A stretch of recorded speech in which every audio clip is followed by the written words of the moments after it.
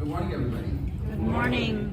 So I was going to share some jokes with y'all, but I was going to wait for my nieces because my three nieces were here. But since one of them decided that she was, a teenager now, so she doesn't have to go with the children's literature of the word, now she gets to hear my corny joke. Okay. Why did the math book look so sad? Why? Because it had too many problems. Why did the student bring a ladder to class? Because they wanted to make it to high school.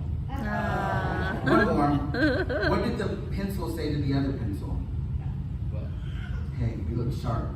I tell these jokes today because right now all of us are going through a season. We're back to school. A lot of people are getting ready for back to school. We see it everywhere. We see it in the stores. We see it on commercials. Everywhere we see children getting ready for back to school. For me, I like this season. I like to go through the stores and smell all the pencils and the paper. I'll just open it. I'm a weirdo like that. I'll just open it and smell it. Because when I open these things, I smell newness, right? And even as I'm getting my nieces ready for school, it gets me excited because as students, I remember what it was like as a kid, getting ready, buying the shoes, buying the clothes, buying the school supplies, getting ready for a new school year. Newness. Anytime you have something new, there's bound to be something that changes, right? Throughout our lives, we are all inevitably going to go through some kind of change. Today's second reading from the book of Ephesians, St. Paul tells us to put away our old selves and our former ways. When I heard this reading, it made me think of somebody in prison. Oftentimes we see people in prison, they wear the orange jumpsuit, right? Now, if somebody came out of prison and we saw them still wearing their prison jumpsuit, we'd probably tell them, hey, probably time you change your clothes, right? Brothers and sisters, when we decide to give ourselves to God and turn our lives over to God, that's what we do. We change our clothes. Everybody should look at us and know that God is in our hearts.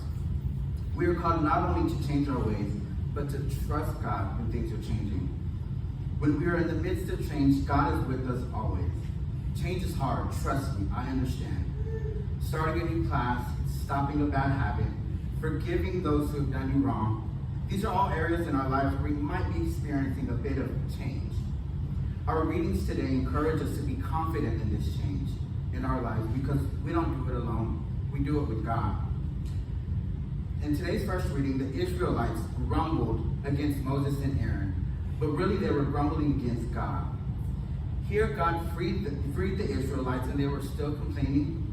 It's easy to point fingers at the Israelites, but how many times have we found ourselves complaining with what we've been given, with the cards we've been given in life? Manna was God's gift from heaven, a gift that could have been given to them freely, but they were being tested. When we're being tested in our life, when our faith is being tested, how do we react? Do we grumble and get upset with God? I know sometimes I do. How are we measuring up when our faith is being tested? We often argue and grumble because, let's face it, we're not trusting God. God has never promised to remove any and all of our hurdles in our lives, but God does assure us that we're not alone. In today's gospel, John, we have the continuation of Jesus feeding the 5,000. Jesus has the people following him because, hey, who doesn't want a free meal? I know I do, right? While the crowds were looking for someone to feed their stomachs, Jesus was promising to feed their souls. One of my favorite parts of the Mass that we come to every week is when we're sharing in the Eucharist with one another. I've been taught from my grandmother that this is the time when we are really, really in the presence of Jesus. And what an honor and privilege it is to be able to come and be able to partake in that every single week.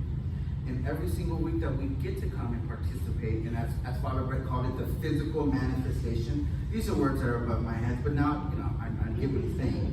Physical manifestations of God's presence in our life. Not only is the Eucharist a physical manifestation of that, but we are, every one of us here. I am the bread of life to those who come to me, who will not hunger, and those who believe in me will not be thirsty. Brothers and sisters, I pray this week that all of us are able to embrace the change that God is putting in our lives, and really trust in God and grumble less. Amen.